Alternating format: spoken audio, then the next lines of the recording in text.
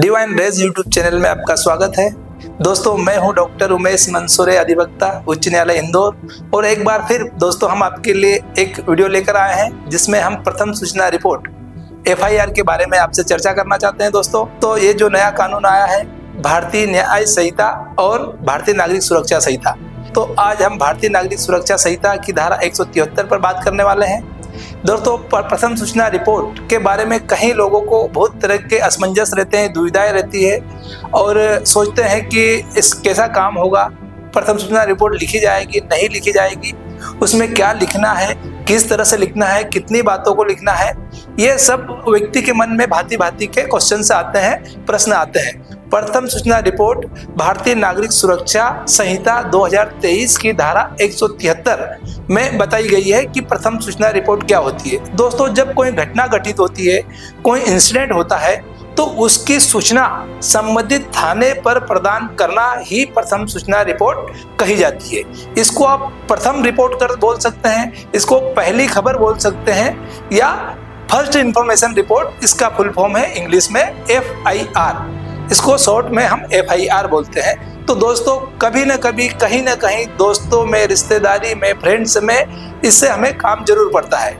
जब किसी के साथ कोई घटना होती है तो उस घटना की सूचना हमें तत्काल संबंधित पुलिस स्टेशन पर देना अनिवार्य होता है, तभी आपकी प्रथम सूचना रिपोर्ट दर्ज हो जाती है। यह नाम से ही स्पष्ट है, प्रथम सूचना report, FIR, first information report. तो दोस्तों, हमें यह सूचना सबसे पहले देना होती है। यदि हम सूचना देने में लेट करते हैं या कुछ समय पश्चात देते हैं, तो न्याय की ये अवधारणा है, कानून का ये प्रिजम्पशन है कि आपने प्लानिंग करके रिपोर्ट दर्ज करवाई है, आपको सोचने समझने के लिए समय मिल गया है। यहाँ पर दोस्तों मैं आपसे एक बात स्पष्ट बताना चाहता हूँ कि जब भी कोई इंसिडेंट होता है, कोई घटना होती है, तो आप बिना डिले किए, बिना विलंब के तत्काल जाकर संबंधित पुलिस स्टेशन में अपनी रिपोर्ट दर्ज करवा सकते हैं।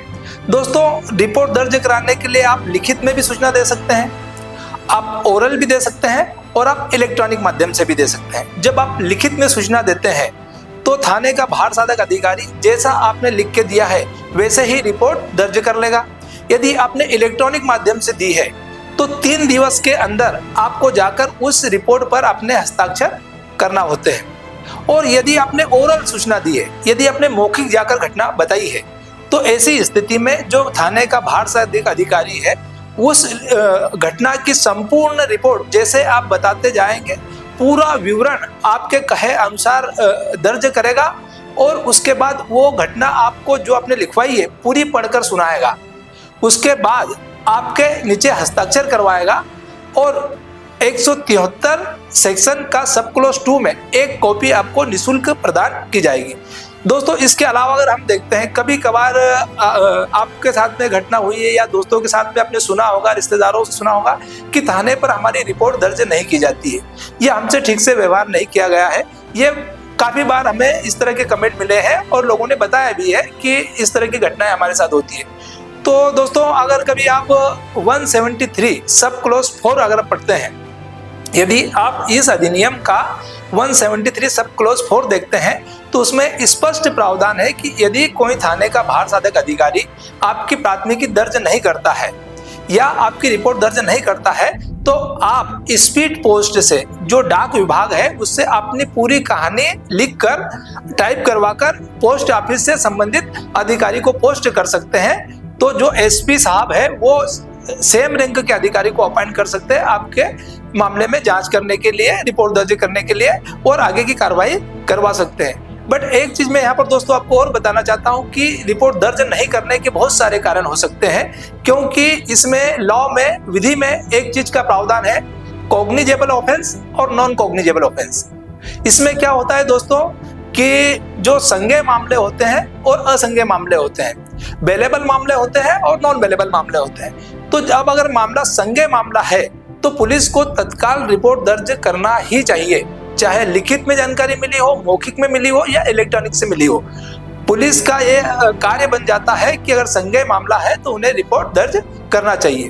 पर कभी कभार मामला असंज्ञेय होता है, जो छोटे मामले होते हैं, जो प्रिटी ऑफेंस होते हैं, ऐसे मामलों में पुलिस असंज्ञेय मामले धारा 175 के अंतर्गत कार्यवाही करती है ऐसी स्थिति में जो अपराधी रहते हैं उनको थाने से ही बेल 478 सेक्शन के अंतर्गत प्राप्त हो जाती है और हमें ये लगता है कि पुलिस ने कोई कार्रवाई नहीं की है। तो दोस्तों, ये जो मामला बनना या नहीं बनना आपकी घटना के ऊपर डिपेंड करता है।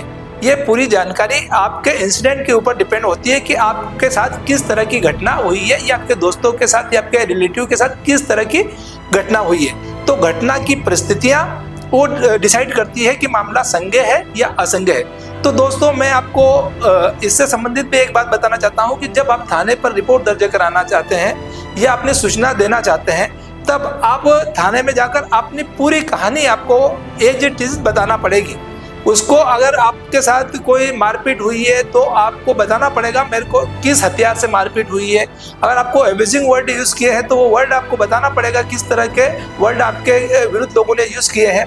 या आपको घटना का समय जरूर बताना पड़ेगा, घटना का स्थान बताना जरूरी है, या कौन कौन व्यक्ति उसमें संलिप्त थे आपके साथ घटना कारित करने में, या अगर आप उनको नहीं जानते तो उन्होंने क्या पहना था, उनका हुलिया कैसा था, वो सब कुछ आपको प्रथम सूचना में बताना पड़ेगा। तभी भार साधक अधिकारी उसमें अपनी आगे की कार्रवाई कर सकते हैं। यदि हम सामान्य भाषा में, बोलचाल की भाषा में जाके आप अगर अपनी बात पूरी तरह से नहीं बता पाते हैं या संक्षिप्त में अपनी बात नहीं बता पाते हैं, ऐसी स्थिति में यदि संज्ञेय अपराध नहीं बनता है तो भार साधक अधिकारी आपका प्रथम सूचना रिपोर्ट दर्ज न करते हुए संज्ञेय मामले की असंज्ञेय मामले में धारा 175 के अंतर्गत मामला दर्ज कर सकता है। तब आपके मन में विचार यह आ सकता है कि मेरा रिपोर्ट पर कोई कार्रवाई नहीं हुई।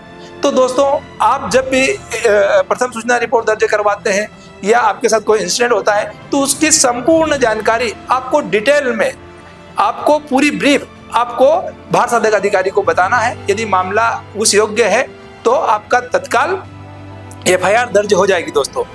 और दोस्तों, अगर मामला ऐसा नहीं है तो आपको अल्टरनेटिव रेमेडी आप यूज कर सकते हैं। तो मैंने आपको बताया कि यदि भार साधक अधिकारी आपका कार्य नहीं करता है तो आप 174 सब क्लोज 4 में 175 सब क्लोज 4 में थाने SP साहब को आवेदन दे सकते हैं। यदि कभी आप ये सोचते हैं कि SP साहब ने भी आपका काम नहीं है, क्योंकि इस तरह के भी कभी होता है कि हमने SP साहब को भी सूचना दे दी पर उन्होंने हमारा काम नहीं किया। तो दोस्तों, इसके आगे अगर हम बात करते हैं तो इसी एक्ट में भारतीय नागरिक सुरक्षा संहिता 2023 की धारा 223 में आप न्यायालय में जाकर सीधा परिवाद दायर कर सकते हैं।